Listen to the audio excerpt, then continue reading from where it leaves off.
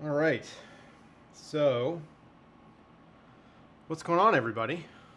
This is something new for me. I've never actually tried to do this before, and I did want to get one quick thing out of the way.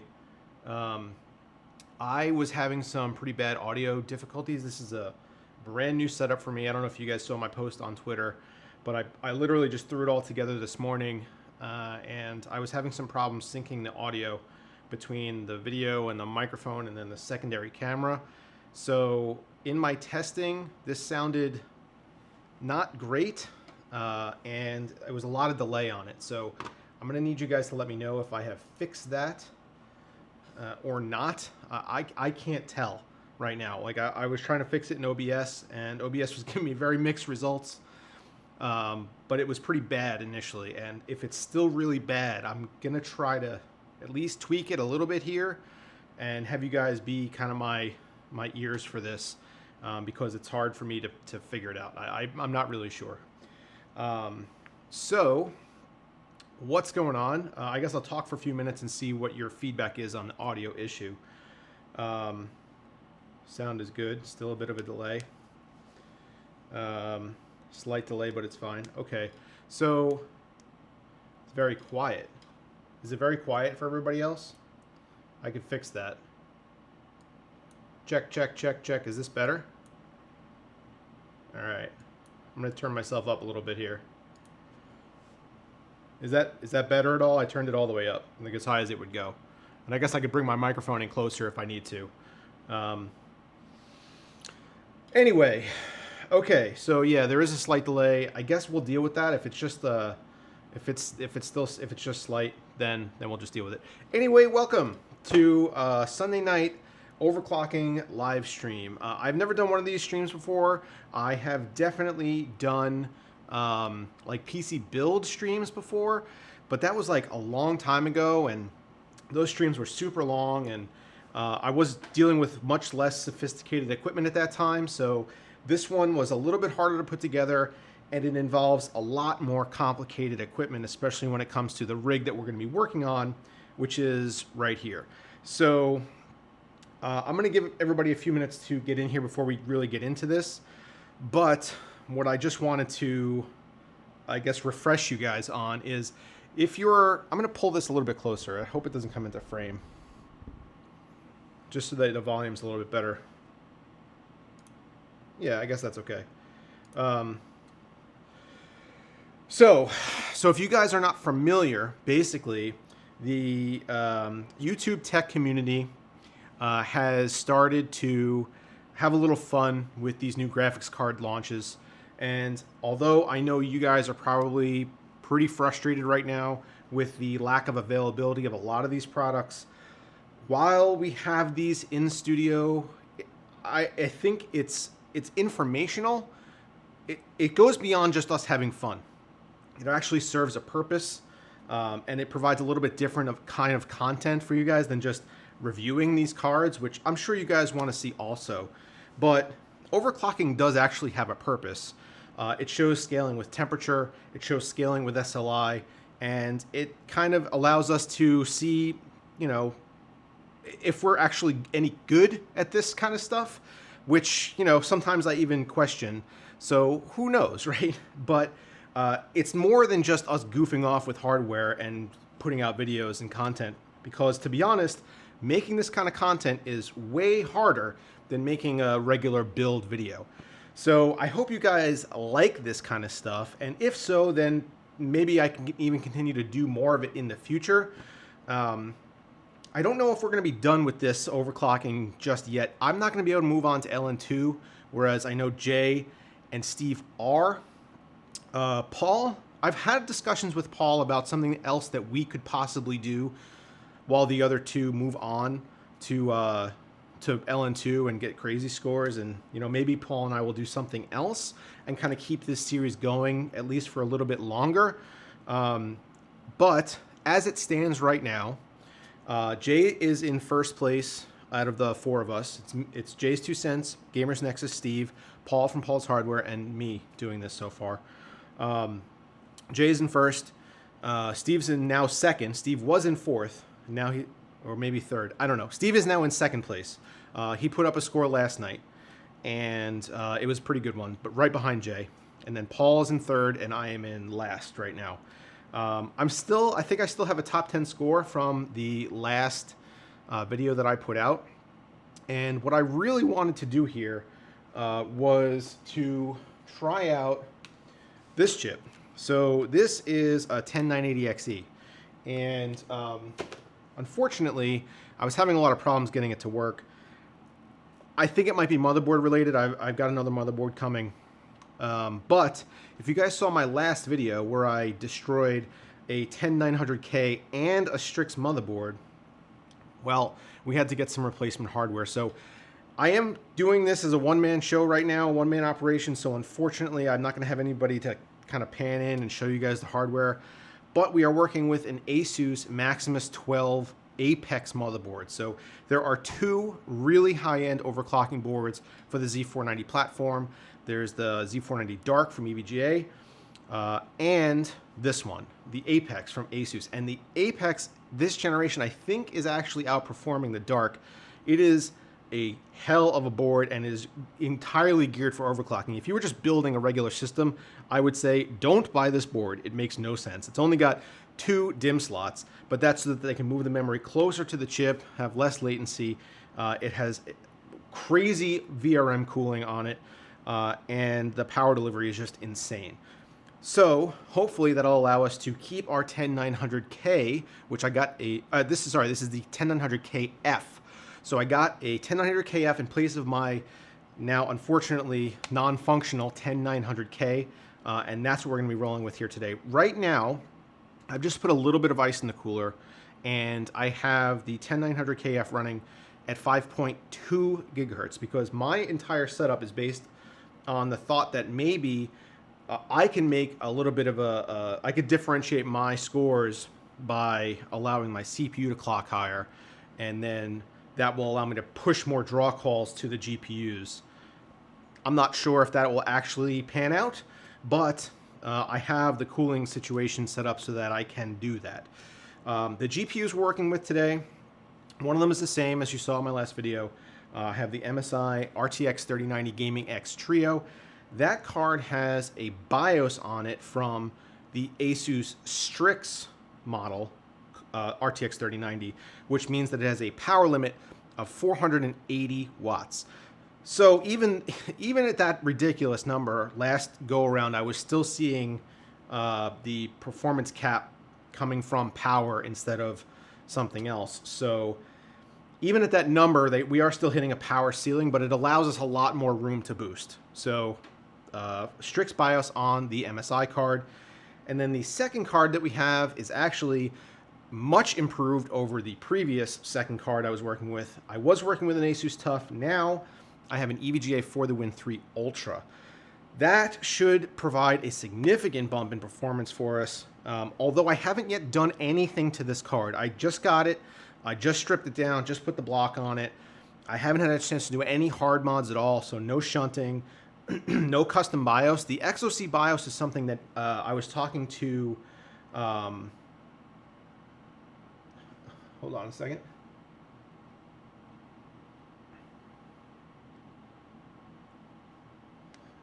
Okay, so yeah, I guess people are saying that the audio isn't synced. I touched on that at the beginning of the video. I was doing my best here. There's really not much that I could do about it. I could try to make some changes and tweaks, I guess, but unfortunately, there's nothing I could do about it right now. So anyway, I hope you guys can put up with the slight audio being out of sync. So anyway, where was I? So the For the Win 3 card, Jay is working with an unreleased BIOS that he got direct from EVGA. I think it was from EVGA. I actually don't know where he got it. I assume it was. In any event, I asked EVGA for that BIOS, and I didn't hear back. I don't feel too bad about it, though, because Steve was also either trying to get it or knows of it and can't get it. So I think that EVGA is just kind of working with Jay on this, and that's fine. They have a really good relationship, and I like Jay, so whatever, it's fine. I wasn't about to ask Jay for it because I know he wasn't going to give up his secret sauce.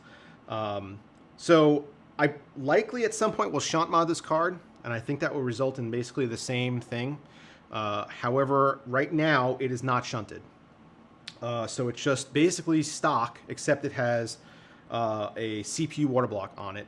And just to refresh you guys on the blocks that I'm using Corsair XC9 blocks with the Threadripper mounting plate that I custom drilled holes for so that the spacing worked out. So we've got a 10900KF in an Asus Maximus 12 Apex motherboard. We've got an MSI RTX 3090 Gaming X Trio with an Asus Strix BIOS and an EVGA RTX 3090 for the Win 3 Ultra.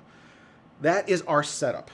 So what I'm going to do is my cooler needs ice.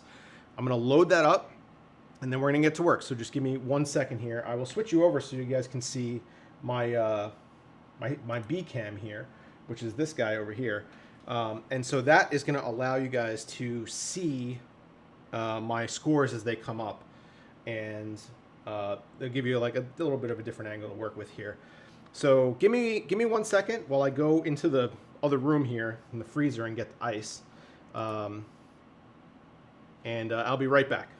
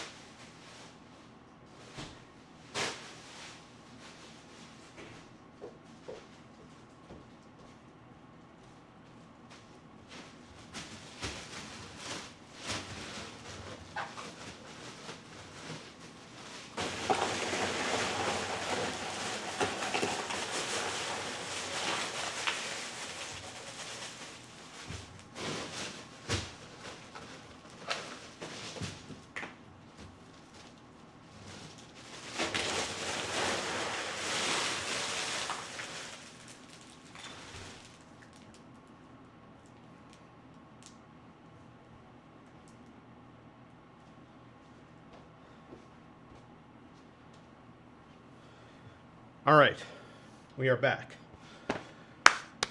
We got 103 people in here. Okay. So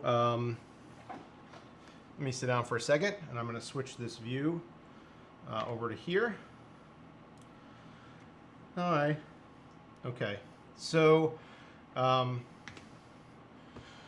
going to do is I'm just going to lay down a baseline run in Port Royal. Let me bring this closer. I don't really care that it's in frame. How about that? We're not a very professional operation here, so I'm not worried about it. Okay, so what I'm going to do is I'm going to launch Port Royal, and I'm going to crank up the power limits, the power targets on... Hey, you guys see my cat? There he is. Crank up the power targets on these two cards, but otherwise run them stock. So you'll get an idea of what our baseline is and what our temperatures are going to look like. And hopefully everything is good. Yeah, temperatures right now going down. I know I can't zoom in any further on this camera. Actually, maybe I could just move it a little bit.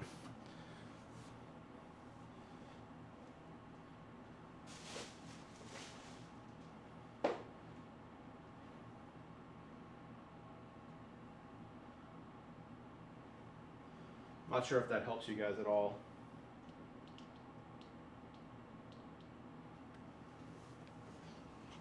Okay. All right, guys. All right, that's probably as good as we're going to get right now. Once again, not very professional.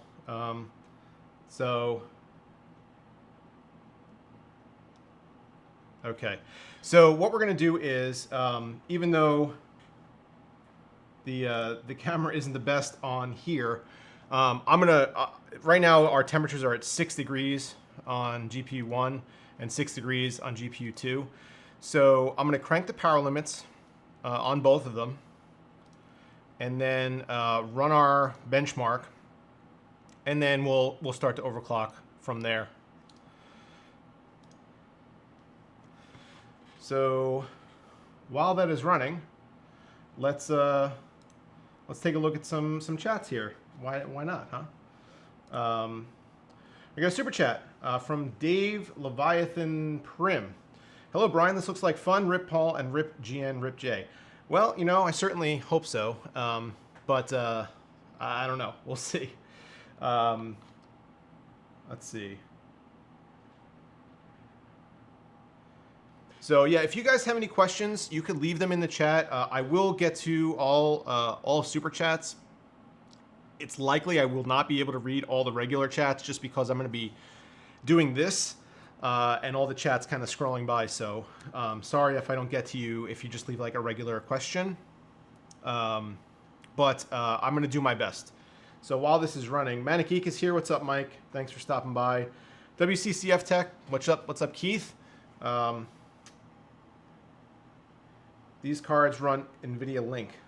Yeah, so the SLI for this generation is same as last generation, except it's a different bridge, but the technology is very similar. It's called NVIDIA NV Link. So it's a different way of SLIing two cards. Basically, it's the enterprise solution for SLI that they brought over to the consumer side because it's higher bandwidth. So yes. All right. Dave Leviathan says, Paul currently has a Hall of Fame score of 28,363. Okay, well, I mean, we'll see how we do.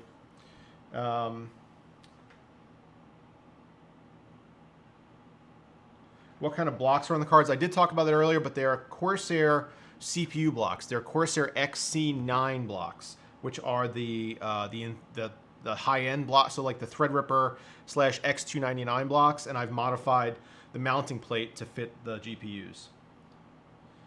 Super chat from Mike. Thanks, man. Brian produces smoke customs. Well, hopefully not. We don't want that this time. It has happened in the past, so I'm not going to deny that. Okay. Yeah, I guess you guys saw my cat, huh?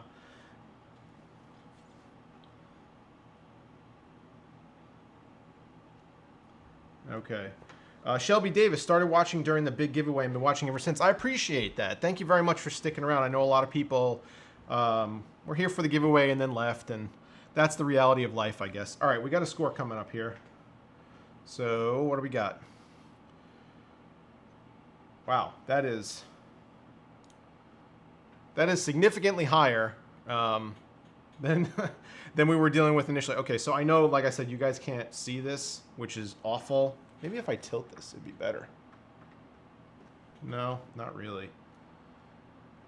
This number is 27,526. So that, I think, is my new high score, and we haven't even overclocked anything yet. So I am feeling pretty good about this. Let's see, hold on. Let me go to my results here.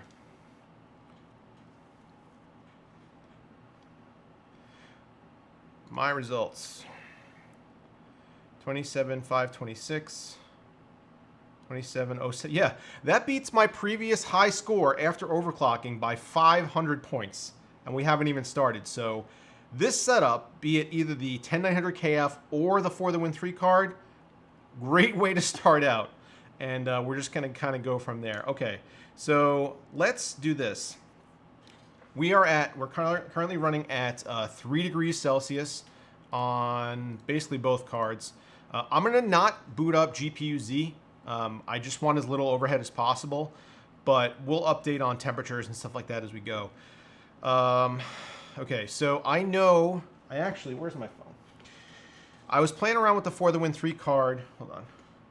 I was playing around with the For the Win 3 card earlier today with the air cooler on it, and without anything else done, just the air cooler. And I got a baseline overclock of plus 135 on the core and plus 900 on the memory. So I'm gonna try. I'll back that off a little bit. I'll go 125 on the core, and we'll go 800 on the memory, because I know the card is capable of doing that, and that's with the voltage all the way up. So we'll apply that. And for the MSI card, we're going to start off pretty conservative. It's not as high binned of a chip, but it was doing really well the last time. So we'll try 500 on the memory, 100 on the core, and voltage at 85%. Or, I'm sorry, 85 millivolts. Apply that. Okay.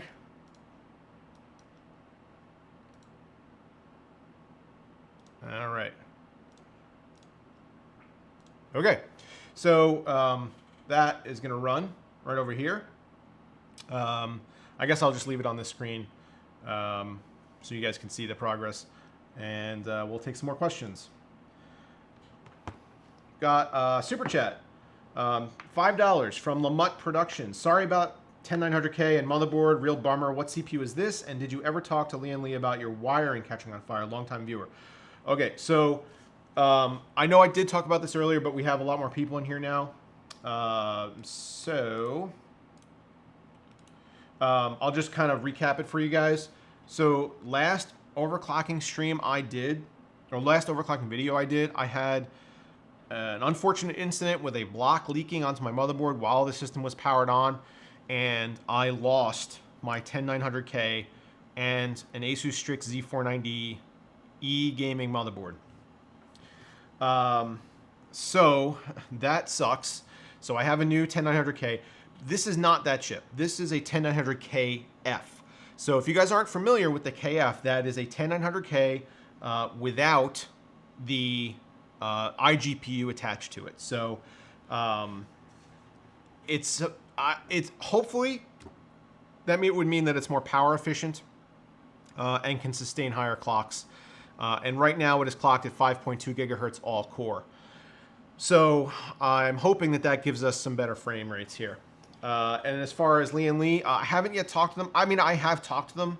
I just haven't brought it up yet. To be honest, I don't know if I'm going to. It caused an issue in the moment, and despite what a lot of people said in the comments of that video, it was a more dangerous situation than probably people realize. But overall, it was fine.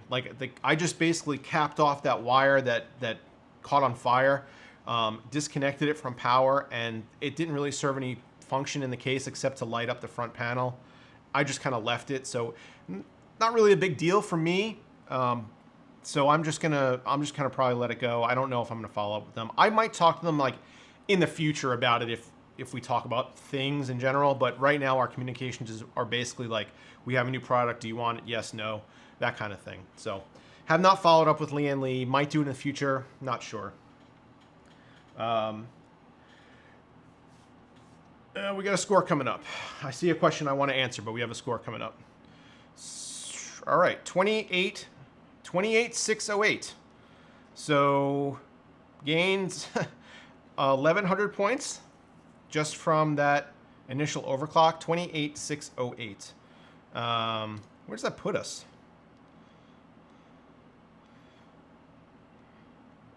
Let's see. What am I doing? Oh, Hall of Fame, sorry. Port Royal. 2X.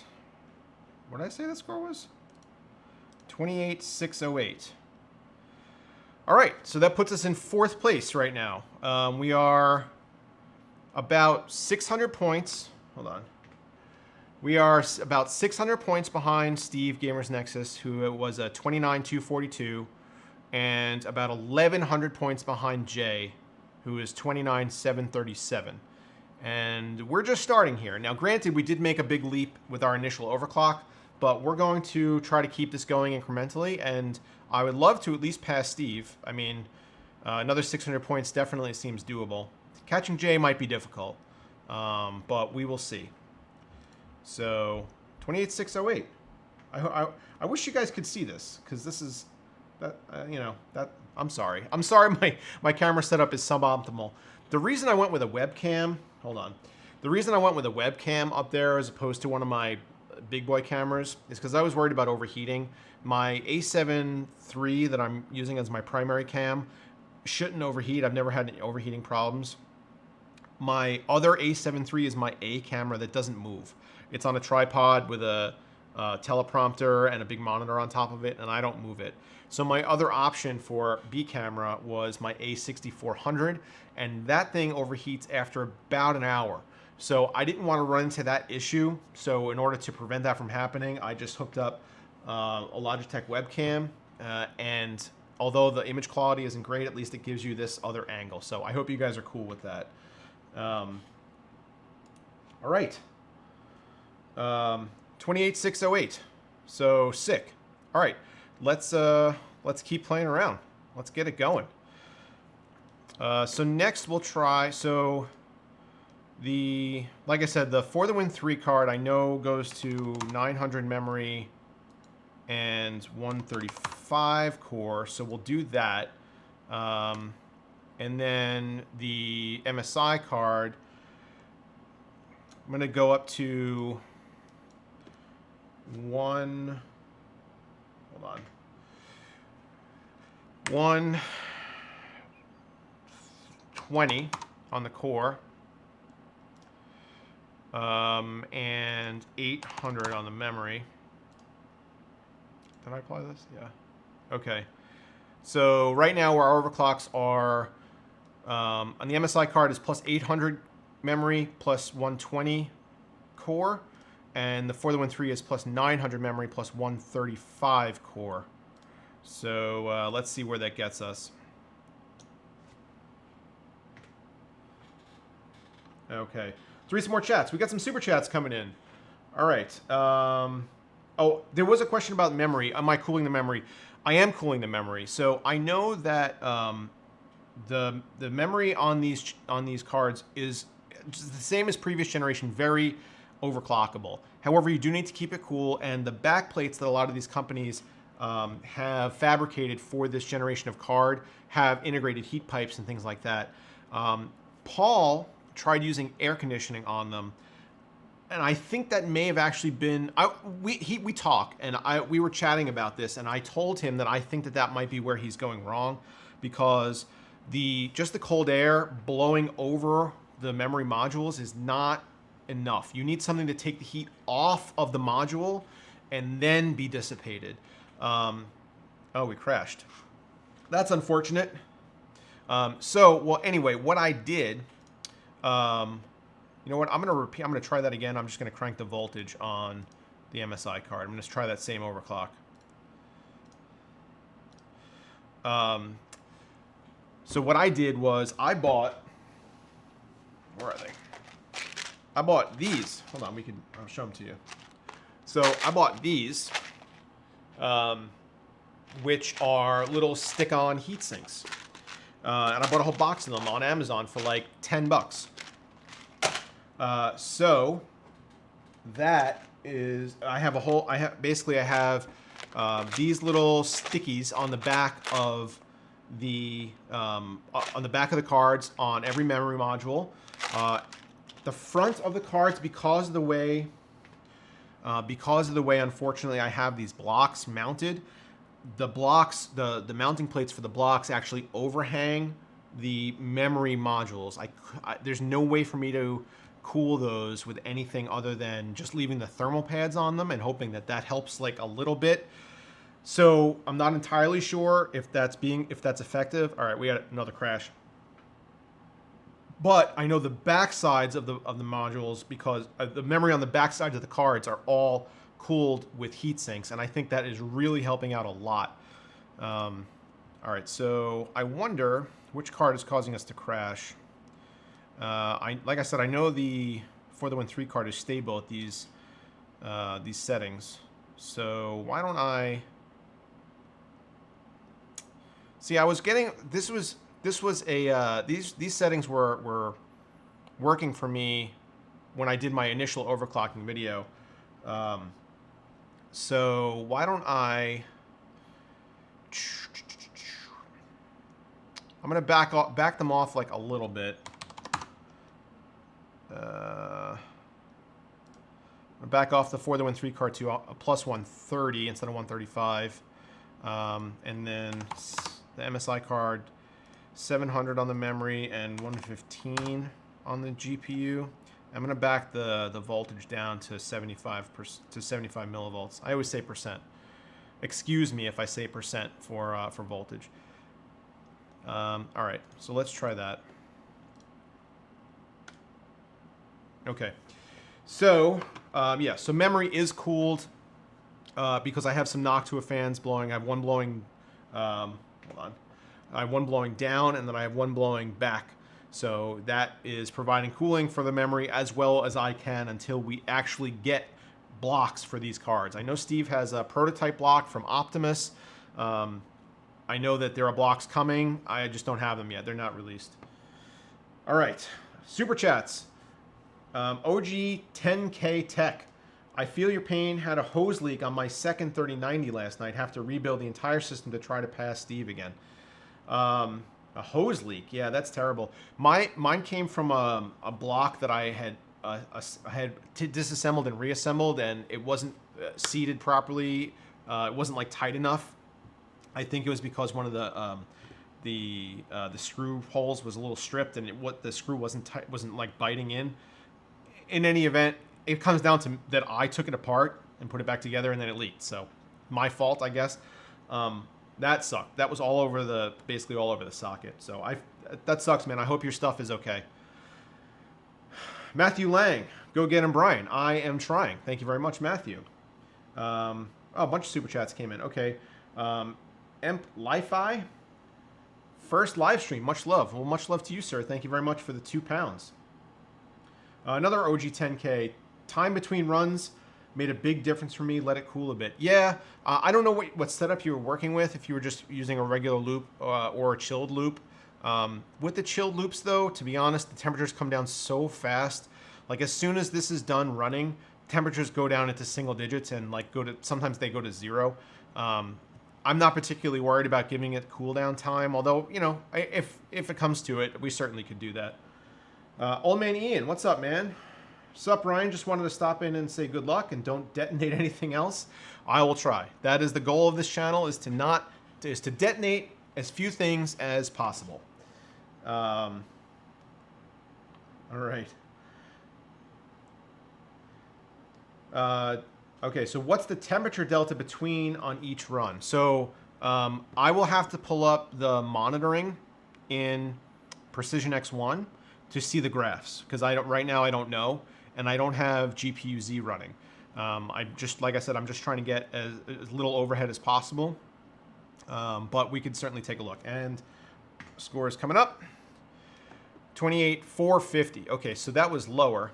So why don't we could actually take a look at well, I don't know if you can take a look, unfortunately, but I could take a look at the temperatures, and I mean, so temperatures during the runs are 14 degrees Celsius. So temperature-wise, we're not limited by temperature. To be honest, I think maybe I'll do a run with GPU-Z running, and see if we're hitting a really hard power ceiling. I think this is the right card.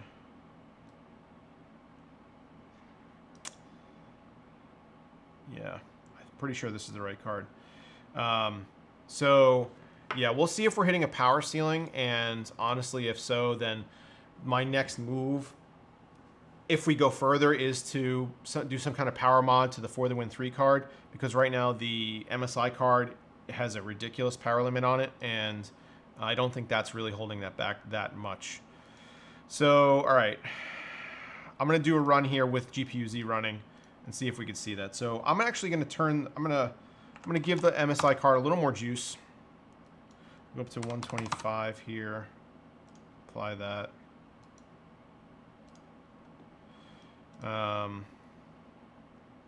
Okay. And the For the Win 3 card, maybe I'll crank the memory on this a little bit. We'll go up to 950 on that. All right. So I also do want to try, if this doesn't work out, I also want to try maybe overclocking the CPU a little bit more. getting up to like 5.3, 5.4, and potentially then turning off hyperthreading and seeing how that does. I actually gotta, let me quickly throw a paper towel under one of these tubes here. I had all these tubes like fully insulated for the last go, and then I took everything apart. So this time around I had to re-insulate a bunch of these tubes because if you guys aren't familiar or have never done any kind of overclocking like this before, or with any kind of really sub-ambient solution, you get crazy condensation on the tubes. And unfortunately, that could lead to huge problems if you're not careful and you're not insulating properly. So hopefully we don't have that. I tried to be careful. And I actually, to be honest, haven't yet.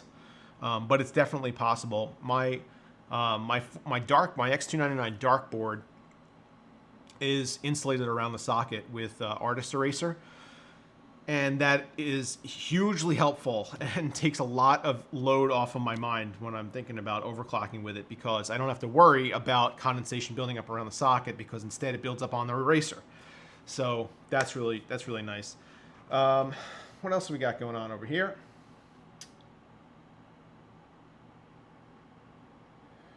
Mike's unboxing, reviews, and how-to. Good luck, Brian. Hope you get some stellar results. Me too. Thank you very much. Keith says, make sure you got all Windows desktop pre-acceleration. Yeah, that's all done. Also, you can disable tessellation. See if it lets you get. So in the NVIDIA control panel, you can do things like disable all kinds of like anti-aliasing and everything else. Make sure it's in performance mode. That's all done. I have SSDs that I specifically use for this kind of stuff, and that's all already preloaded, and I did check everything before I started this. So that's all been taken care of. But thank you very much, Keith, for the suggestion. All right, we're getting a score coming up.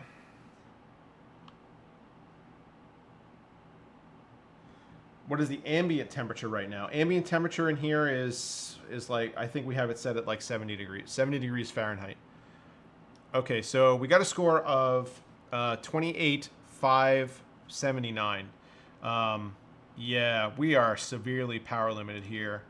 I'll have to run it with this card and monitoring, but the For the Win 3 card, I know you guys can't really see this, but GPU-Z allows you to actually see what is causing, like what is the limit, if it's, you know, what is the limit to your performance. It's called perf cap reason, performance cap reason, and right now it's just performance capped all the way by power. So yeah, that might be a problem in getting any much higher than this. But we will press on. We will press on. Okay. So yeah, our GPUs are sitting at like 2 degrees. Why don't I? Yeah, I don't have anything else running. Why don't I reset this, and we'll get our CPU running a little faster. And we'll try that first, and then if that doesn't work, we could try shutting off hyperthreading, seeing if that works. But yeah, temperature not our issue right now. It's power. So while I do this, you guys don't have to watch me spam delete.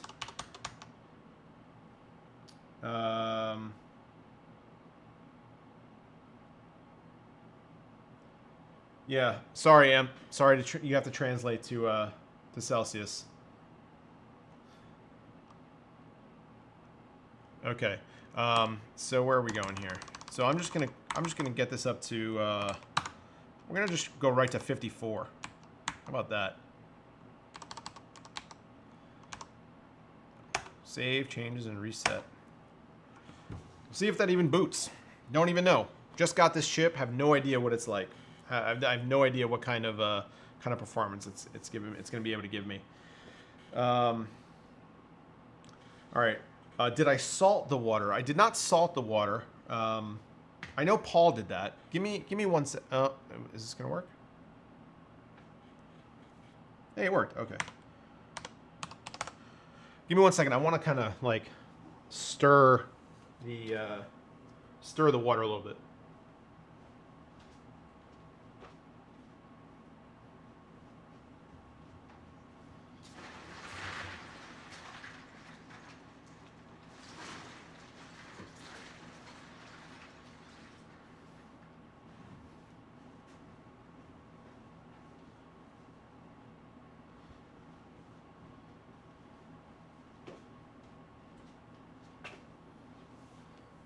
All right. You guys got to watch me do that. I was like creeping in because I didn't want to be on the other camera. But I forgot that I wasn't on the other camera. So, okay. So, yeah. So now we are running at 5.4 gigahertz. I will make sure that that's closed.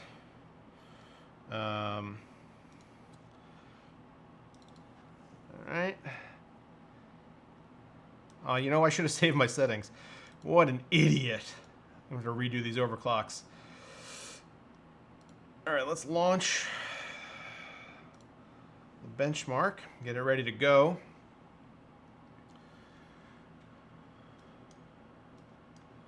All right. So why don't we just do that. Do 130 and 900. Apply. This is 950. 130. Voltage. Okay. So I basically just went back to what I had just had set up. So the MSI card is at plus 900 memory, plus 130 clock, or core clock. And the 4013 is at plus 950 memory, plus 130 core clock. And I think that I probably have a little more headroom there. So let's run this this benchmark here. So this is going to run. And while it does, we will take some more questions. All right. All right, so I'm going to scroll. I'm going to see if there's any super chats or anything that I missed.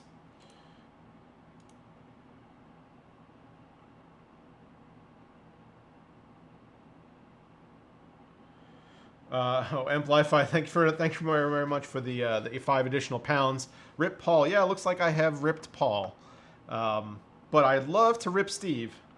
Which, that sounds so weird. I don't know where that came from, but yeah, love to rip some more people if we could. What is that? Dougal, one big loop or multiple loops. This is one big loop. I have it set up so that the ice water feeds from. I have 2 pumps. One is before the loop, and one is after the loop, going down into the radiators. So the fresh water feeds the GPUs first, then goes to the CPU, then is fed into a second pump, down into the ice bath, and then back up. So one big loop, and it will not make a difference if I were to go to 2 loops. Temperatures are not our issue here on the CPU or the GPUs. I'm not particularly worried about that at all. I think that this cooling solution that I have here is just about as good as I'm going to be able to get it. Sorry, I've been talking. There we go. Just about as good as I'm going to be able to get it without doing anything silly like LN2.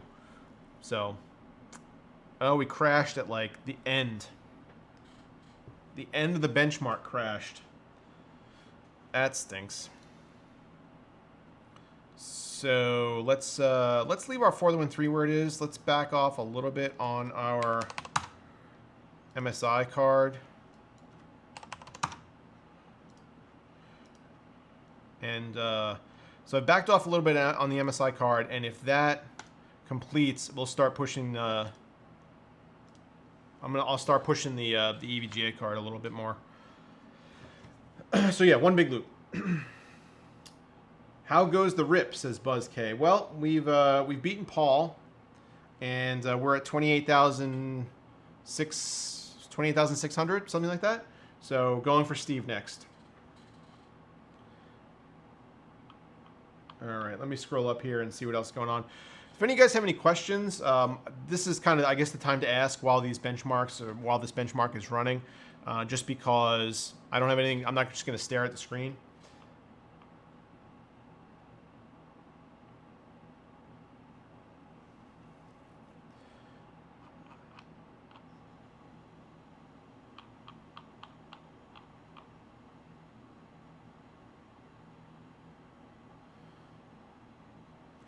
All right.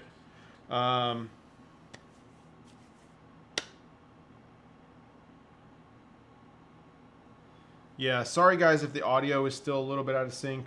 I did try making some adjustments, and unfortunately there's nothing I could really do about that. So, did this freeze? What's going on here? Yeah, so if you guys are seeing an out of sync audio with video, sorry. It should just be a little bit off, and hopefully you guys can still enjoy the stream. I mean, it's probably easier if you're just like looking at this instead of looking at me talking. This is probably better if you guys are, you know, if the sync issue is a problem.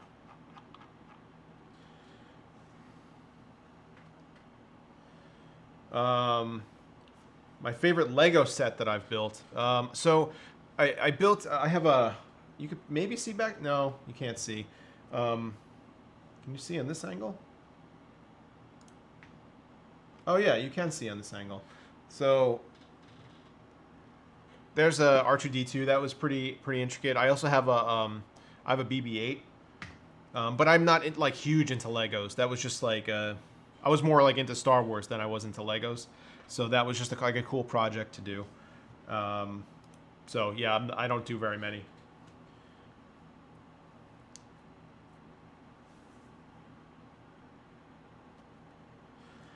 Noah Ramos, would you recommend I buy the 2060 Super for $200 that I'm being offered?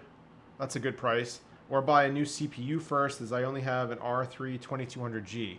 Well, I don't know what your GPU is right now, so that's hard to say. The 2200G, not a fantastic gaming chip. Like even the 2060 Super is probably too much for it. So, so we got to score 28,547. So this is lower than our best score. So what I'm going to do is, like I said, I'm going to leave the MSI card alone because that is working.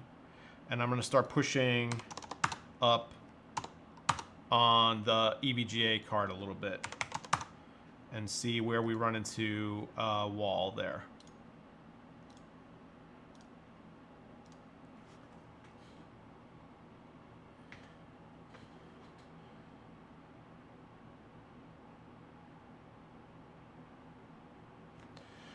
Super chat from Matthew Lang. Crosshair Hero 8 or 7, Ryzen 2700X, G-Skill Trident, RGB memory 3000. I can only get the memory up to about 2800. Anything more and it crashes. Bad memory or motherboard. It's just a Ryzen memory compatibility issue. That's really all it is. Even though G-Skill Trident Z is one of the more universal kits, I assume it's Trident Z. Yeah. You're still going to run into issues every once in a while with memory that just won't go up higher. It's one of the things that I'm really happy that AMD has addressed as they have released more and more Ryzen chips, is that memory compatibility keeps getting better with every generation. And this was one of the biggest problems that we had, like reviewers had with the initial run of Ryzen. So like Ryzen Zen 1, so the 1700X, etc., was that memory compatibility was in the toilet. Like the chips were really solid, but you could kind of tell that like if it had even just a little bit better memory support, those things would have been so much better. And now with the 3000 series, AMD finally has got it right. And I'm sure that's going to continue with the 5000 series. So yeah, it's just a function of the chip itself. and not playing nice with a lot of different memories, and anything above a certain speed just won't work. It doesn't really matter what brand or anything like that. So it's not, I would say it's not the motherboard, it's not the memory, it's just the CPU.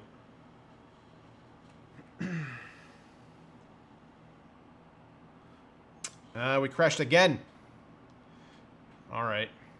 So why don't I'm gonna save these. So, okay.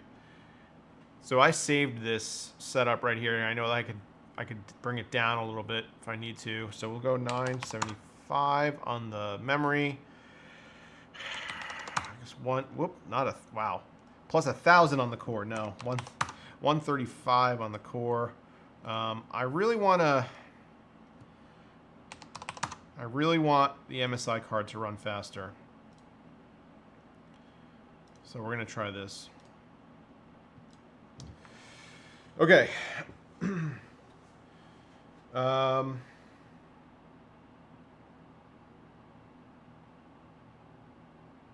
Yeah, if this doesn't work, we'll let it cool off, and I'll answer some questions for a bit. Saw a question I wanted to answer. What would you suggest for good quality soft tubing fittings? Looking into setting up some loops and not sure. So, soft tube fittings are a lot less brand dependent than hard tube fittings, because the fastening mechanism is vastly different between the two. Soft tube fittings use a do I have any? I do have. So let's we crashed again. So let's let this cool off, and then we'll go again.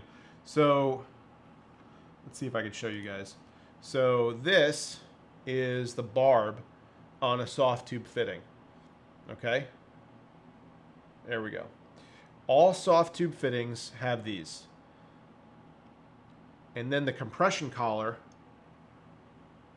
fits over top of the tubing and then over the barb, securing the tubing down.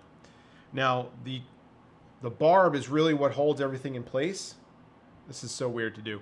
The barb is what really holds everything in place, and you could theoretically run your system without the compression collar as long as the barb is tight. So as long as the tube is tight around the barb.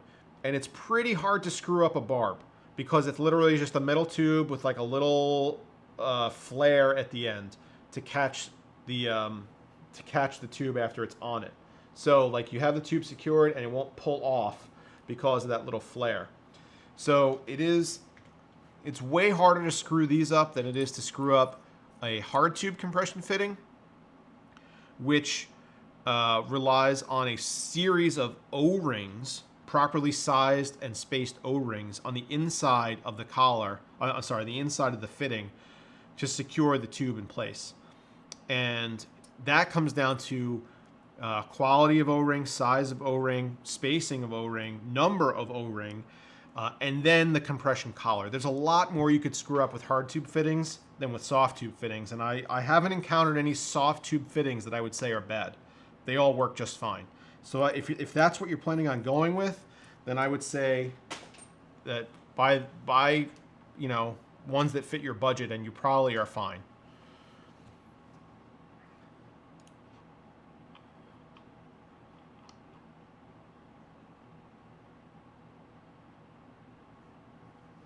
All right.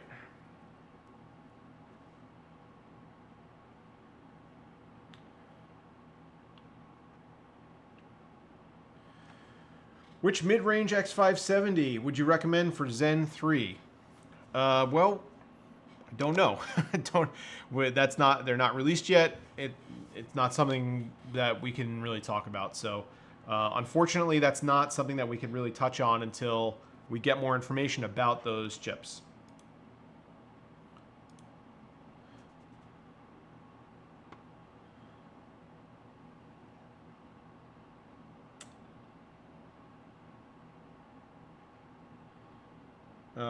I saw a question about like the new Navi cards, I thought.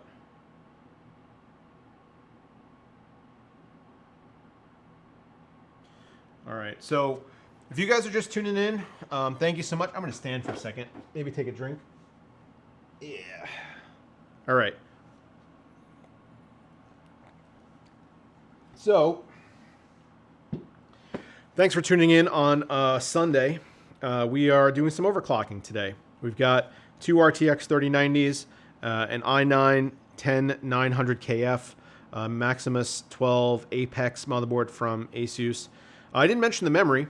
It's a 2x8 gig kit of Crucial Ballistics Max DDR4 4000, and it's running at 4000, no problems.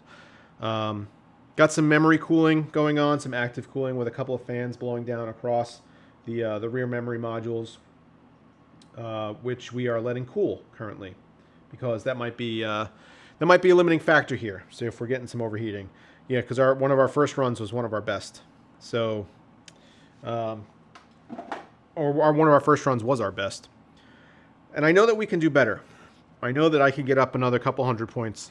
So maybe it is prudent to let everything cool down. Maybe give it I don't know, 10 minutes or so. So while we are doing that, once again, like to apologize if there is any audio sync issues. I can't really help that right now. I was playing with it a lot beforehand, and I just couldn't fix it. This is a brand new streaming setup that I built today just for this stream, and normally my streaming setup is my editing PC, which I have everything set up on like through months of testing. So this was like kind of slap it together and hope it works. And it's working, but we have these unfortunate delay issues. So I will try to fix that if we do this again. But thank you for tuning in either way. All right, so got a question. What are you running the CPU at? Hyperthreading off, maybe some cores disabled. No. Right now it's running at 5.4 gigahertz all-core overclock with hyperthreading on. The next step would be to turn off hyperthreading and see if that helps, and keep the clocks at 5.4. So actually, you know what? Why don't we do that while I wait for everything to cool off.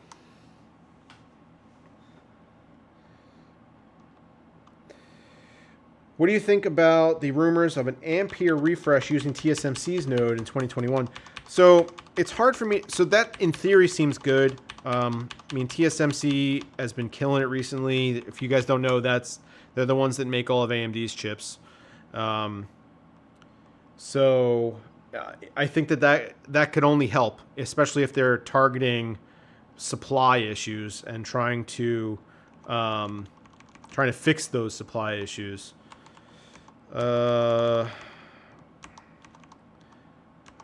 Where is the... Here.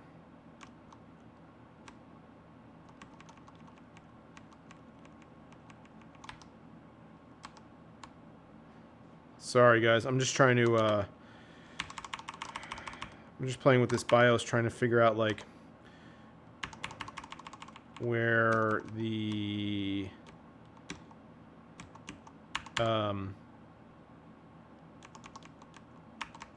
where the like the hyper-threading controls are. If anybody knows, please feel free to chime in. Where in the Asus BIOS where hyper-threading is, where the hyper-threading controls are. Maybe they're in advanced CPU configuration. Haha, I got it. I don't need you guys.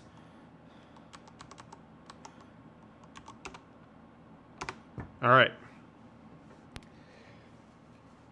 So yeah, so I think TSMC can only help the situation. I mean, why not get another fab involved if you're having supply issues? I don't think they're going to screw anything up. All right. Did you do any memory tuning or running an XMP profile? It's just running XMP. And I don't think, I mean, honestly, I guess I could be wrong, but I don't think that messing with memory is going to create any significant differences. we're not overclock. We're not going for like CPU overclocking score here. And if we were, I would certainly be playing with the memory a lot more. So let me. I'll load up precision, and I'll load up our benchmark. But we won't start anything just yet.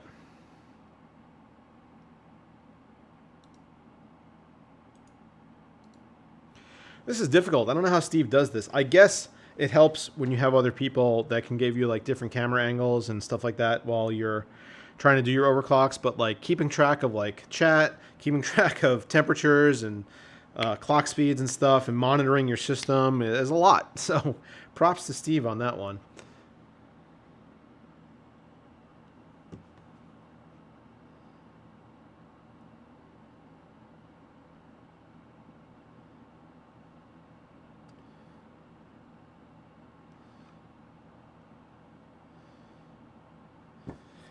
Seeing that NASA shirt, did you hear they contracted Nokia to build a 4G and later 5G network on the frickin' moon?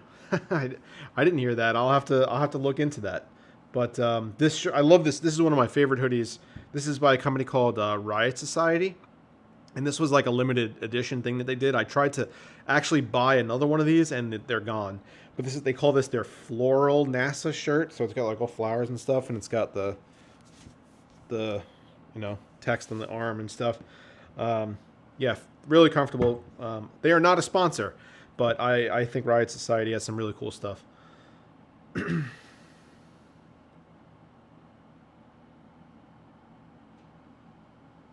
Can't stay on the moon without Netflix and chill. Yeah, what are you going to do up there otherwise, right?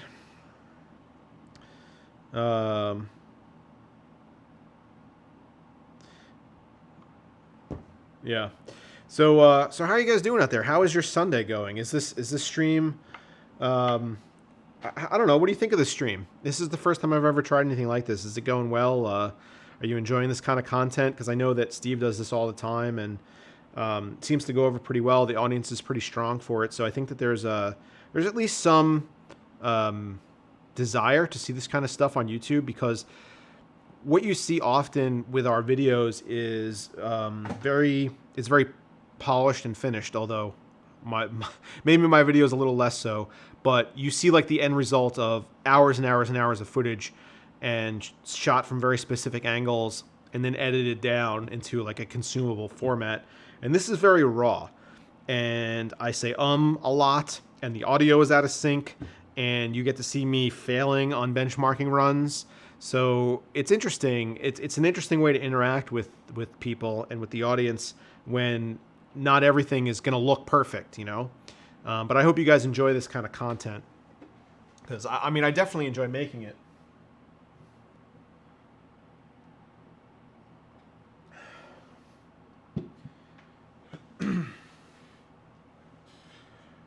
Mike, you miss people, so you're just super stoked to be here. Well, man, I hope I see you soon. If you guys don't know, the Manic Geek in chat, my moderator, is also my production assistant during CES. So all the shots that you see at CES, all the cam work and stuff, he is all him, and he helps me like take notes and prepare for presentations and shooting videos and stuff. And he's been with me the last couple of years. So say hello to Mike in chat. He's also got a channel. He's also got his own tech channel. And he does a lot of stuff like he's getting into a lot of desk setup stuff and chairs, ergonomics, and then he also obviously builds PCs and does those kinds of reviews. So go check him out, the Manic Geek, on YouTube. But say hello to him in chat, because he does a great job for me, and I appreciate it.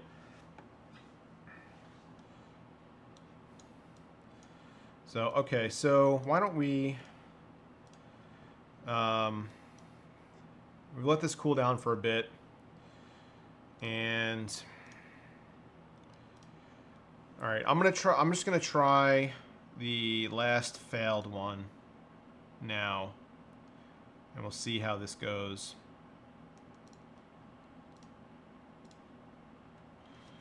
Yeah, we'll see how this goes.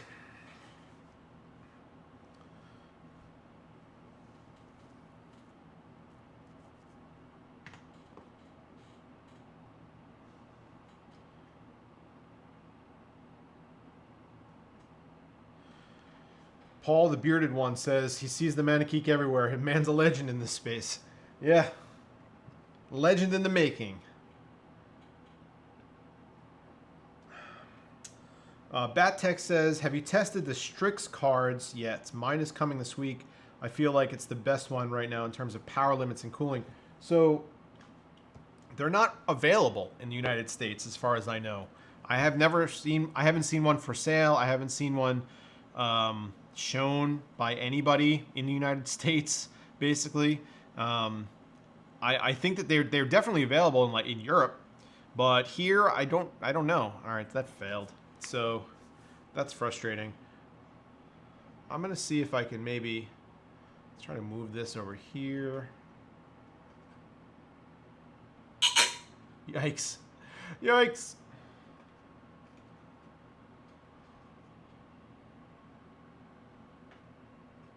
All right.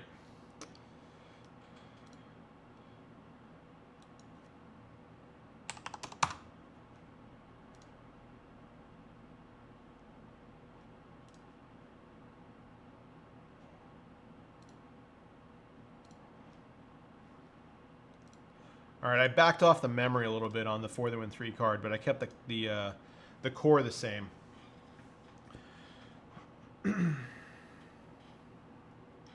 X1 open lowers score. Well, I don't know how you want me to overclock without X1 being open. So that, I don't know what you want me to do there.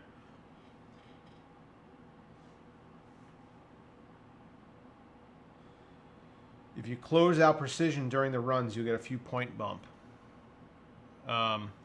Maybe. I mean, I don't know how that would work. I'll try it. If a couple people are saying it, maybe it's something I'm missing. I'll try it.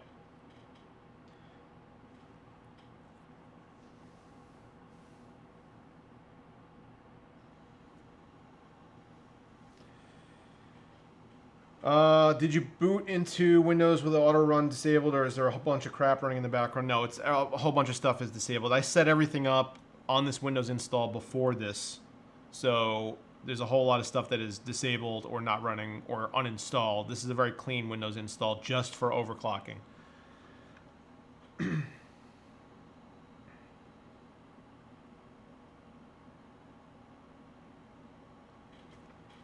The OC stays if you close X1? Okay. Well, I mean, if that's the case, I guess I've just never tried it that way. We'll give it a try this next run. We'll give it a try.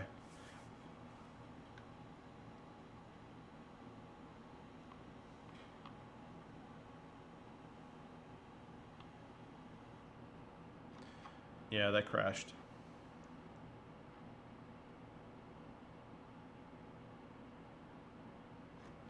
That crashed. Our temperatures are still pretty good. Are they as low? Let's see. So, yeah, I mean, they're only getting up to 14C still. Like, that's fine. That's more than fine. I'm not particularly worried about our temperatures. We got a good amount of ice left too, so I think we're fine on that end. So maybe it's just, at this point, unfortunately, I think it's just power that's really choking us here. I'm going to back the clocks off to 130 on the For the Win 3 and maybe bump the memory back up.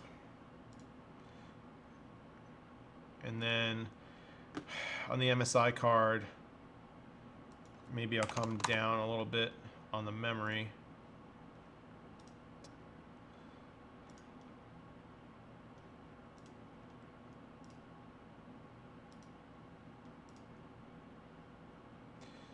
So let's try this now. So all right, so I close precision, and we'll see if this works.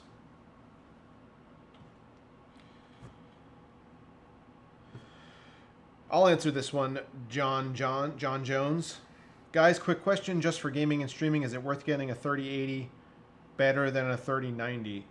All right, well that's a weird way to phrase it. I think you're asking if you need a 3090 or if a 3080 will suffice, and a 3080 is more than enough for almost any application at this point.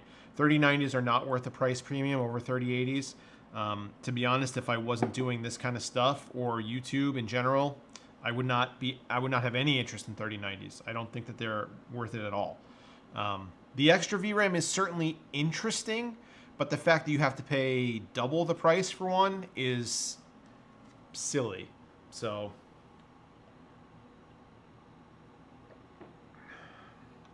Matthew Lang, Nugget for Nugget donation. You share nuggets of info, so I'm donating you so you can put some nuggets in your stomach. Thank you very much. But I had pizza today. Gluten-free pizza. It was pretty good. But thank you very much for the donation and the $5.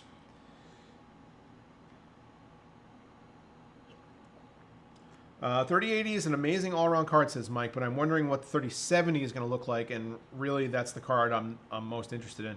I think like previous 30 series cards, that is going to be the one that draws the most interest. But I think you're going to see a lot of carryover from people who have been trying to get their hands on an Ampere card and can't. I think it's the same thing happened like with the 3090 launch. You had so much interest in the 3080 that those cards sold out like this. And then you had the 3090 come out, and people who don't even really necessarily want a 3090 were like, well, I want an Ampere card, so I'll just try to go for the 3090. And you also had the people who generally would need a 3090, so you had more volume going for the 3090s, and you still have all these excess people that haven't been able to get any card. I think that whole group of people is also going to try to go for a 3070 when they launch. So, man, if you want one, you better be quick on the trigger, because I will tell you that I have had a hell of a time getting my hands on these cards. Did this finish or crash? It finished. All right. 28,625. Was that higher? I don't remember. What happened here? 28,625. Where were we before?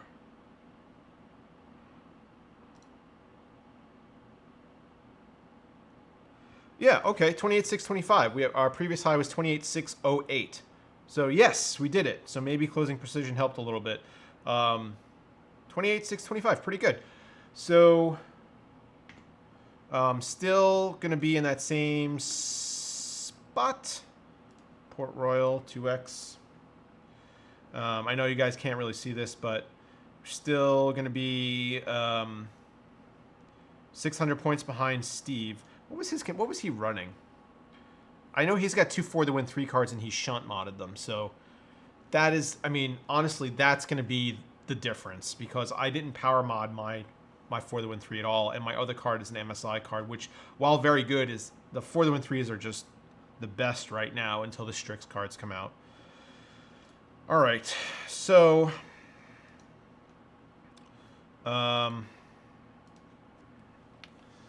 all right, we'll try to work on this a little bit, and maybe now every time we'll have to close precision. And honestly, you know what? Like, having to close precision and then open precision gives us a little more time between runs, and maybe that'll allow the memory to cool off a little bit, and you know, we'll see how this goes. All right, so I'm gonna work on the core clock of the For the Win 3 and leave the memory alone.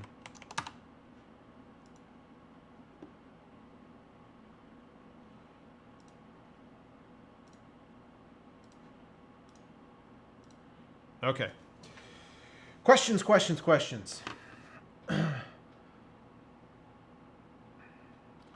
BatTech says, I'm just glad I didn't panic sell my 2080 Ti. Now with the crap availability, I think people are giving up and wanting 2080 Ti's. They want 2080 Ti's discounted. Yeah, I mean, they want anything discounted. I mean, that's kind of the way it always goes. But yeah, 2080 Ti is still a hell of a card if you have one. I see very few scenarios where people that are using 2080 Ti's actively need to upgrade. It would all be a want at that point. 2080 Ti is still more card than most people will need.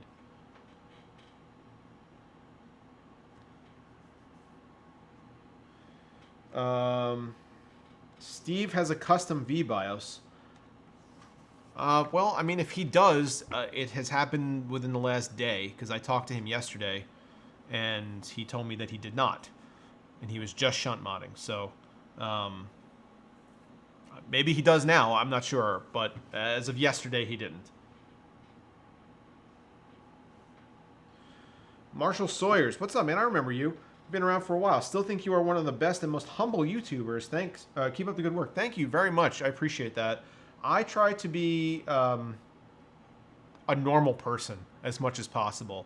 I don't know how else to say it. I try to talk to people like I would talk to anybody, and not like I'm talking to some super tech nerd, you know? I've been around in this business for a long time. I've been building computers for, I don't know, 25 years at this point. So yeah, I'm 41, and there's a lot of knowledge up here, but sometimes it gets a little jumbled. But for the most part, I just try to be as real with people as possible. So thank you. I appreciate that.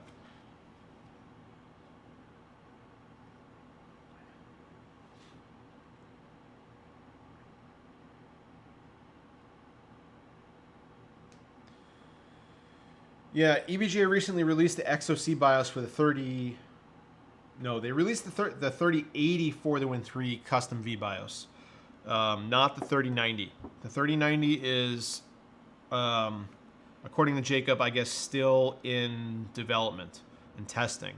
So it's not released to the public. I tried to jump the line and get it ahead of time, get it for this stream. 28,650. Okay, so we went up 25 points. Good, that's good. And I couldn't get it, so I would have loved to have that before starting on this. That would have been great.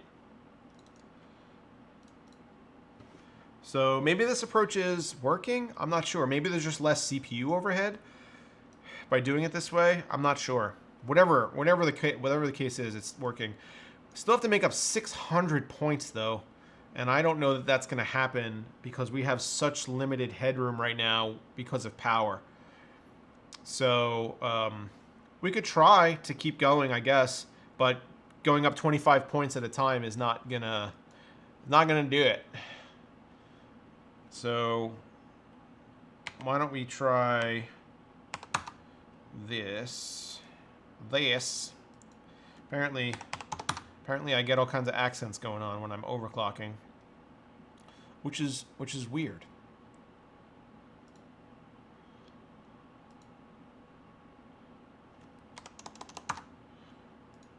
All right. All right, so just so you guys know, I've been slowly creeping up on the for the Win 3 card, and now we're at plus 1,000 memory, plus 140 core. And then I just bumped up the MSI card a little bit, 850 memory, 135 core. Voltage is all the way up at this point.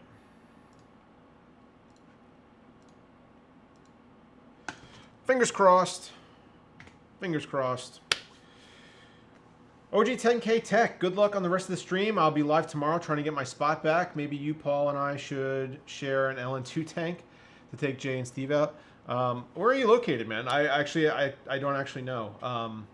It's not so much that I wouldn't be willing to try LN2. It's the fact that I don't have anywhere to do it. And I think the same situation goes for Paul. We both work out of our houses. This is my basement. So in order to have some place to put LN2, I mean, Steve has an office, Jay has an office.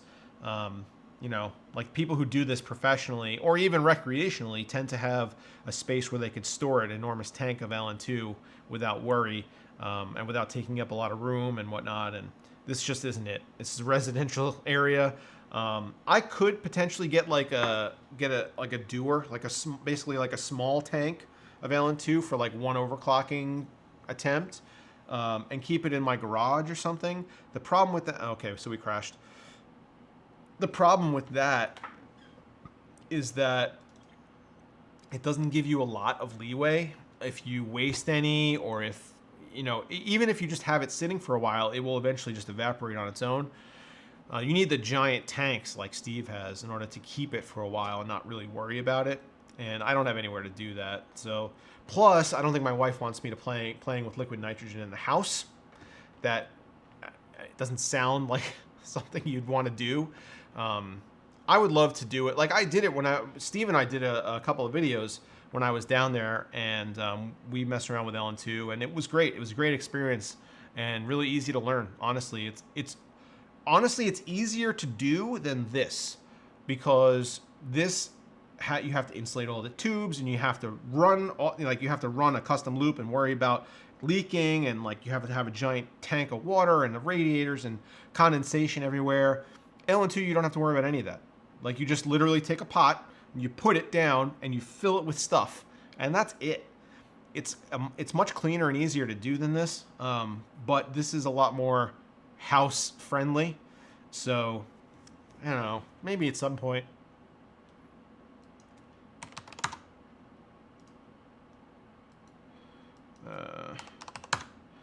So I'm going to bring the MSI card down a bit and see if that was the cause of our crash.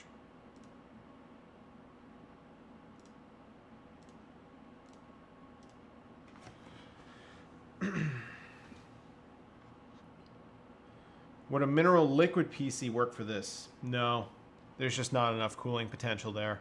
This is like the temperatures this is running at are close to 0°C. So those mineral oil PCs are not doing that kind of a cooling job. They're just not as efficient. Not as efficient.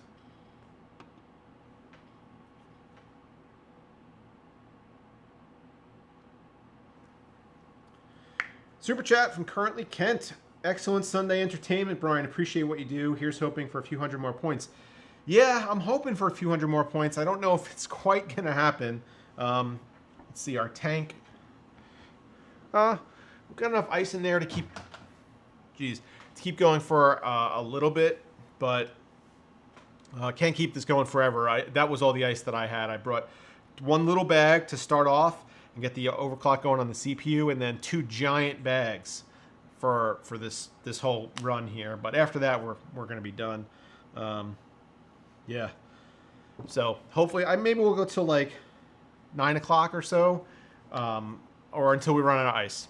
So we'll see, fingers crossed.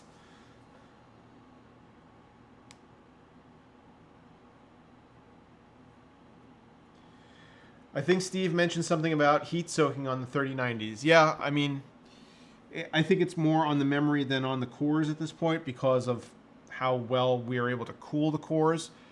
But still, you're probably right. And we did this before. I just gave it a little bit of a rest. So maybe we'll try that one more time.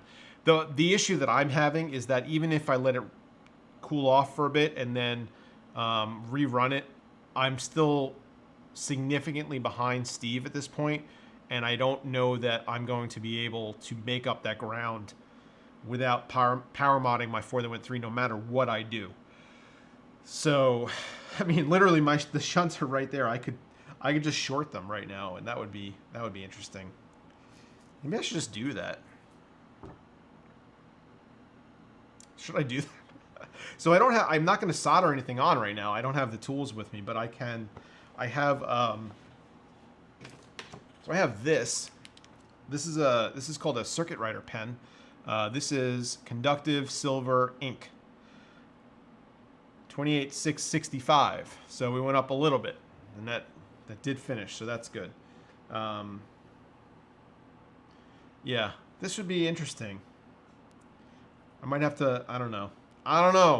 I'm hesitant to do it. Usually, what I have when I'm shunt modding, which I've done in the past, I always want to apply this for safety because there's a lot of SMDs around those shunts, and if anything gets contacted by anything conductive, you could have really bad results. So this is really important when you're doing stuff like that to protect those components, and I don't have anything applied. So you know what? I'm not going to do it. I'm not going to do it. I'm so sorry. I don't know. Yeah, not going to do it. I'll maybe do it for the next one. Dean says, Super Chat, love your videos and streams, Brian. Could you do a collab with Paul, Kyle, and yourself to knock off Jay and Steve? You can maybe use Kyle's office space. Yeah, that would be great, except we are 3,000 miles apart. They live very close to each other, and I live on the East Coast. So we have had plans to do something for the longest time, and unfortunately, it didn't come about. and now we have all these travel issues. So it'll probably happen at some point, but as far as soon and for this competition, I really doubt it.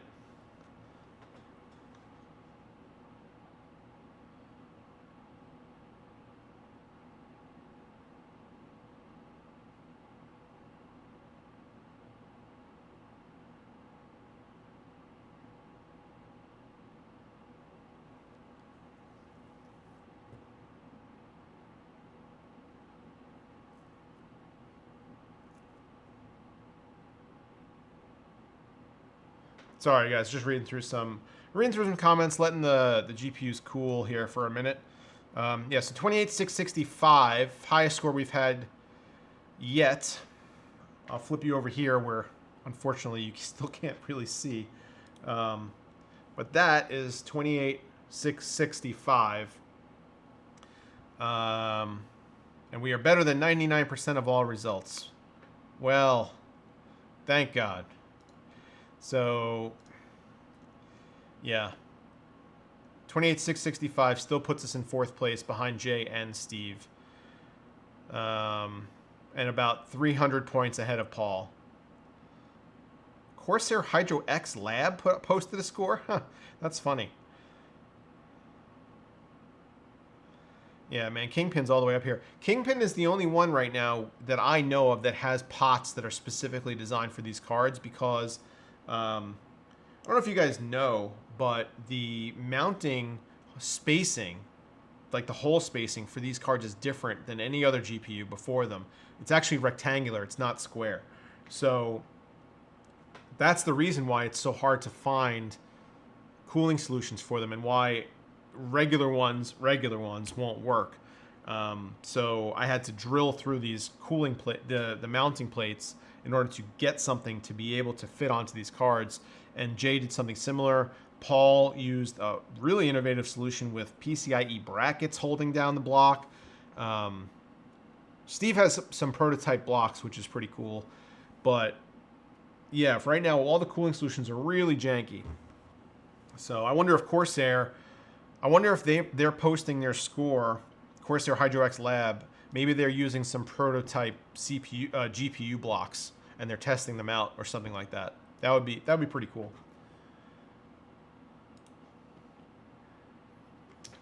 Super chat from Odyssey OG. Starting my first custom loop in an O11 XL, will be pumping into a lower rad first and finishing in a top, then side rad back to back. Any issues with this?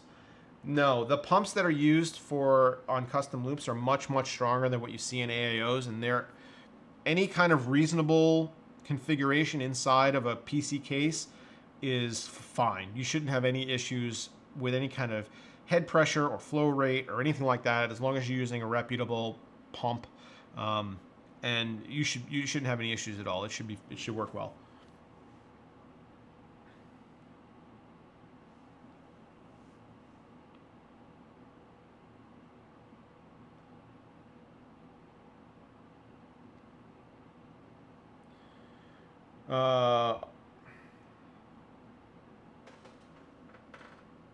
Evocati Productions. Hey Brian, how's it going tonight? I won the Thermaltake USB drive from you from one of your giveaways last year. Cool little drive. It looks like their RAM.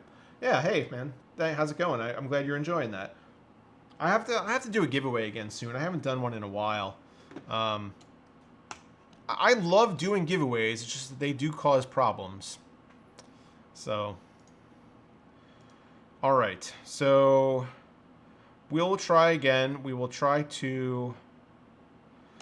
This MSI card is lagging behind. Even though the EVGA card is severely power limited, the MSI card is lagging behind in clocks and memory, which is unfortunate. I'm going to leave the MSI card and keep working on the EVGA card. Bump up. Pump that up. Try again. Run that. Okay. All right.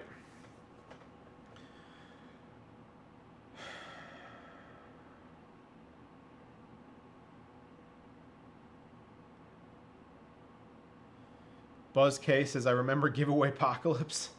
Well, I don't know which one you're referring to. If you're referring to the absolutely enormous one that I did with Paul and Kyle, that was certainly an interesting experience. It was really good for channel growth, really good for exposure, and I thought we were doing something really good for viewers. But, you know, unfortunately, it ended poorly for me. That's okay. I mean, I'm over it by now. But, yeah, we tried to give away as much stuff as possible, and that it ended up in a lot of hurt feelings, despite the fact that we gave away, I think, 21 different prizes. Okay, hey, while this is running, I gotta get another glass. Oh, it crashed.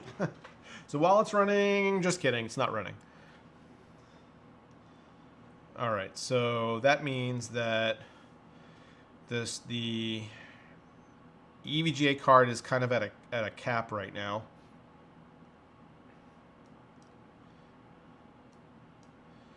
So let's bring that back.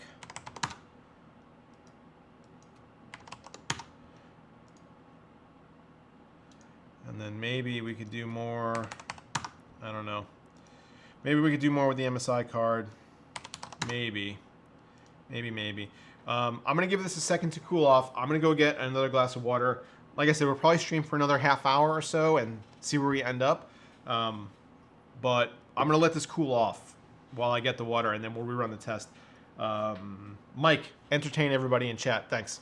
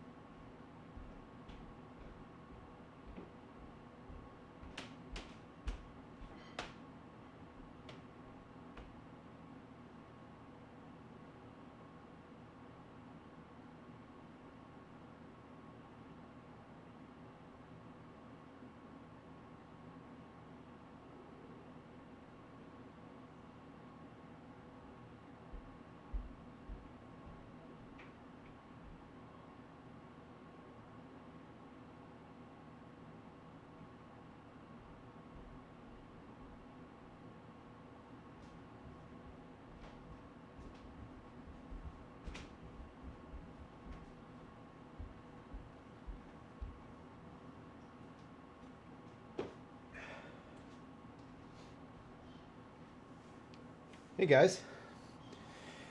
Hey guys. I'm back.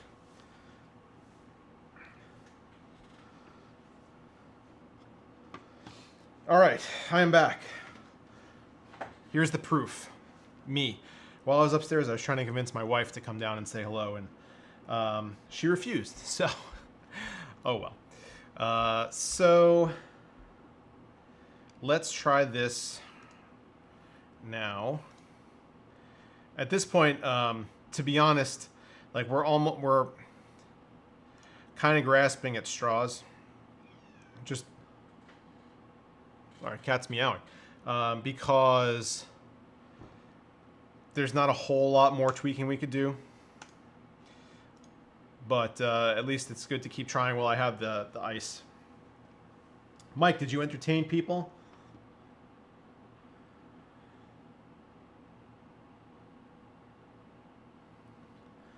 Joshua Bell says, any voltage mods I've tried have caused serious coil whine on my PNY 980 Ti reference card. I remember that generation of card having a lot of problems with coil whine regardless of what you were doing with it. It generally happened in like intro and loading screens. I don't know. The cat is meowing like crazy. I don't know what he wants. Yeah, so those cards did have coil whine issues, and I don't, you know, that's just kind of inherent to that generation. I don't think there's anything particularly wrong with your card.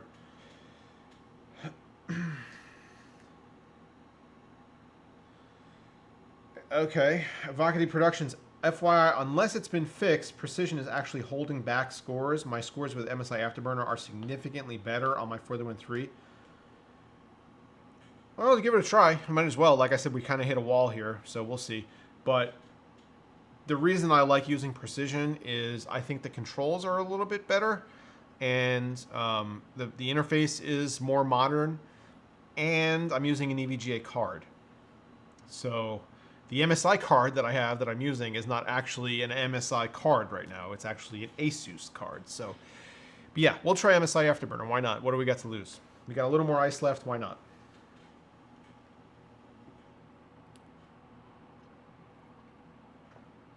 All right, we crashed. We crashed. So let's bring up Afterburner.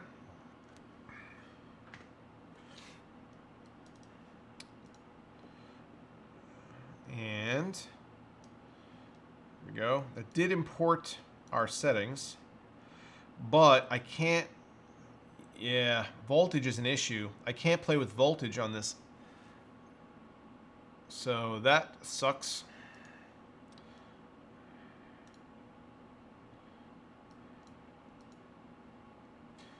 All right, well, why don't we try this then? Why don't I try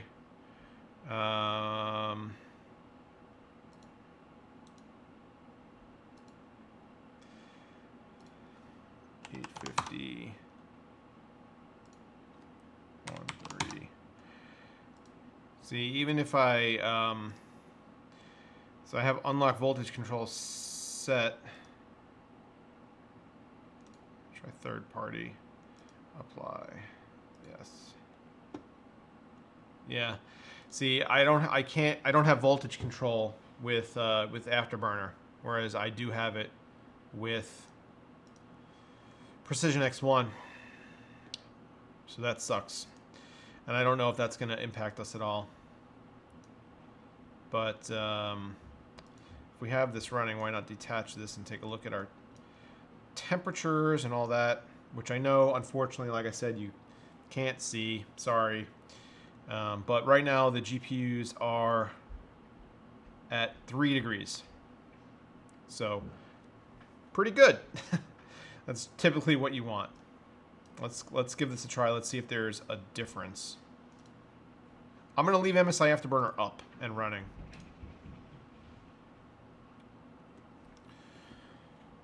You need to update to the newest beta. This was the latest version as of like a couple days ago. So I could check. I could check if there's a beta that I don't have, but this was a new one.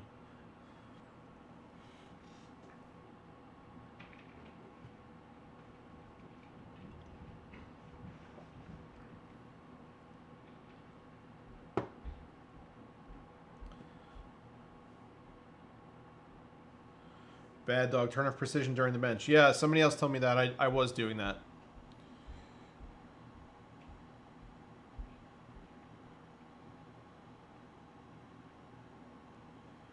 Yeah, Josh, he says, wait, you have an MSI card, go into settings and allow for MSI design card. Wow, that crashed immediately. That's not great. Yeah, that's a voltage issue. All right, let's see. Let's try to download beta. How about that?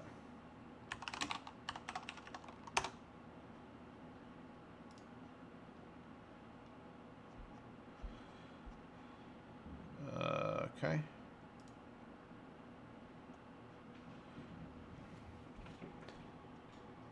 So I feel like we're unfortunately wasting ice here. There's still some left. We're still running okay. But it's definitely not as good as it used to be.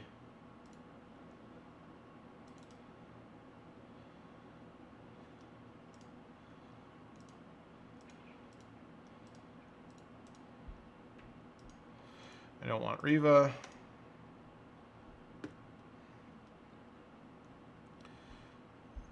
Error opening the file. Let's keep going. I don't want to see your README. I'm good on the README. Voltage control unlocked. You're right. Man, I should have you guys around when I'm doing overclocking all the time.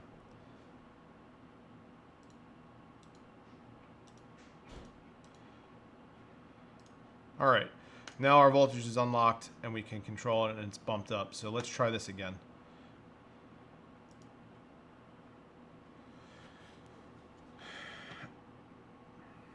Salt time. YouTube Nosy, I love you and Brian P. Trash talking. Yeah, Brian Phillips, Bad T Tech, great guy. He and I talk quite frequently, and he was, if you guys don't know, he was kind of instrumental in my choice to change the channel over to doing like mostly builds, from doing all kinds of reviews and stuff, just because generally that's what I like to do, and I found that that's what was drawing the biggest audience. It seemed to be like what you guys wanted to see from me. To be honest, recently that the views on those videos have kind of tailed off, so maybe reaching like a saturation point, because I've done a lot of builds by this time, and maybe I need to back off the builds and add in some other content along the way, like this kind of stuff every once in a while, just kind of sprinkle it in. So that's probably what I'll do. I'll make like a nice balance where we're doing like mostly builds, but some other stuff also. And hopefully that keeps things fresh. But Brian is a great guy. If you guys don't know him, he's like the peripheral reviewer to know. Super technical about a lot of stuff he talks about and has really solid opinions on a lot of stuff. His videos also look really awesome. So he's Bad C Tech on YouTube.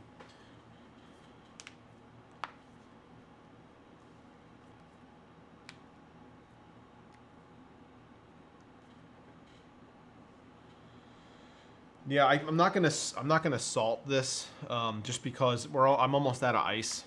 So if I were keeping this going, maybe I would try that. I'll be honest with you, salt is not going to lower the freezing point of water by anything significant. We're dealing with this volume of water, maybe a degree or two, and that's not going to make a huge difference when we're already running our GPUs at 1 degree, and then, you know, under load running them at 13 or 14 degrees. That's already pretty well under control. It can't hurt to try to run them cooler, but at this point I don't know that that's going to be like the secret sauce for a victory. Hey, this finished. All right, what did we get? 28,804. Wow, okay. That was 140 points. That is encouraging. Maybe, how hot were we running? So yeah, so I guess we are losing some ice. I kind of wish that I had a little bit more. One of our GPUs got up to 19 degrees, and the other one's 15 degrees. We might have 1 or 2 more runs before this goes bad. So I guess let's try to get as much out of this as we can. Might as well. Why don't I?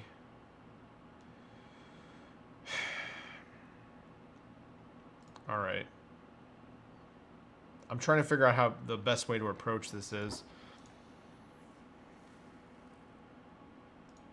If I should just try to really go for it here or not.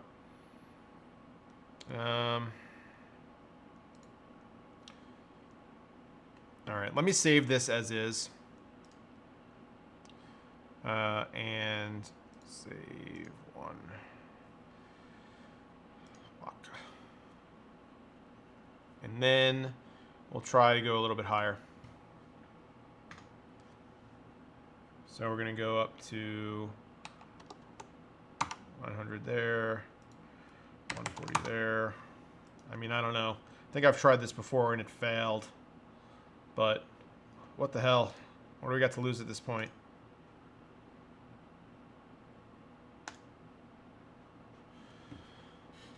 You need dry ice. I don't know if I need dry ice. If I'm going to go that route, probably just go for liquid nitrogen. It's the same equipment. I guess dry ice is maybe a little bit easier to come by, but it leaves a really nasty residue inside the pot. So I think I'd just rather go for a liquid nitrogen if I was going to try out that kind of extreme overclocking.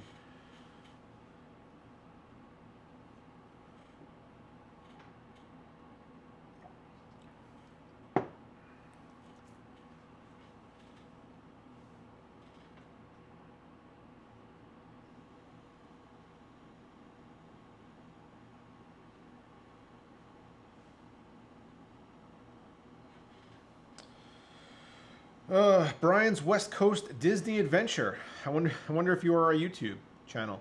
Looking to build my first PC. Want to use it for streaming and vlog production editing. Not into gaming that much. Budget is about $1,100. Any advice? Yeah. I mean, so those kinds of builds are okay. So we crashed. I'm gonna back the core off and keep trying to crank the memory a little bit. Those kinds of builds are pretty popular on YouTube. And hold on 1 second while I do this.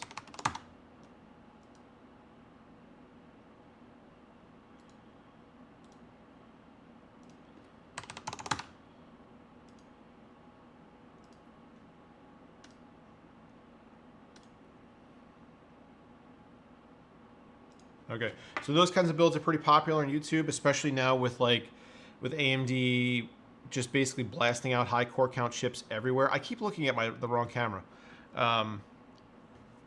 So they're doable. I mean, for a production machine, you probably want 8 cores or more. And I think that if you want to have a budget of like $1,100, you could probably even go for like a 3900X and get that now for like, you probably get it for like $400 after the new chips come out, and then that leaves you with $700 for the rest of your budget. Go for like a mid-range NVIDIA graphics card for CUDA acceleration, so something like maybe a 2060, and then build the rest of your system off of that. I think that's a really good start for a production machine. Memory is super cheap right now, so go for 32 gigs of memory. You should be able to get within that $1,100 budget pretty easily, even with a 3900X. If you're finding yourself hitting budget problems, budget limitations, you could go for like a 3700X or something, and those are going for like $300 or 200, under $300 right now. You know what else is really interesting? This kind of leads me into another discussion. So Intel, at least through Micro Center, has now dropped the prices of their 9900K to $300. And I had mentioned the other day on Twitter that I thought that was an absurd deal, and a lot of people kind of pushed back and said, no, AMD's better. I don't know if AMD is better at $300. So $300 is the 3700X, which is the same core configuration, and the 9900K runs faster clocks, has better IPC, and has at least similar multi-threaded horsepower.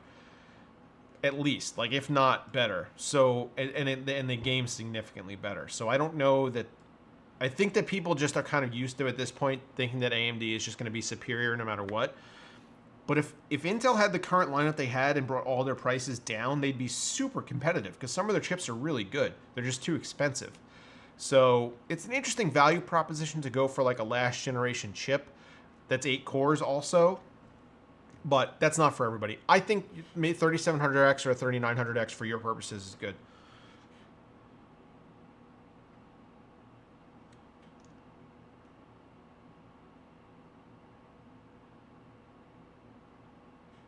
All right, so had to back off the overclocks a little bit,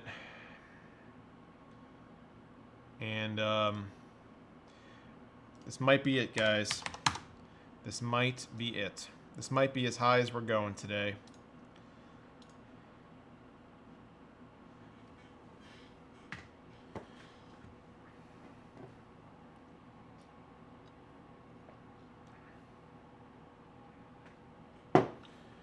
Yeah. So I hope you guys enjoyed this stream. This was fun.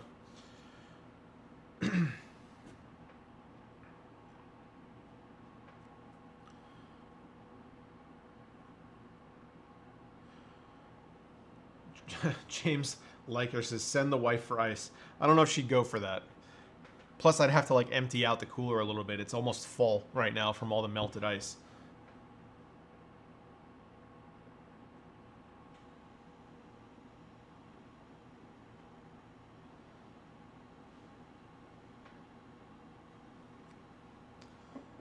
Yeah, that crashed. All right, so I think we're gonna call it, guys. Almost out of ice here. So we got a best run of, hold on. So we got a best run of 28,804, which puts us in, oh God, I'm gonna stand. Which puts us in 4th place overall. We are about 400 points behind Steve, Gamers Nexus, and about 500 points ahead of Paul. So it does give us a little bit of buffer against Paul. I know he's told me he's going to try again, and I think that's going to happen early this week. So we'll see how well he does, what kind of improvements he makes.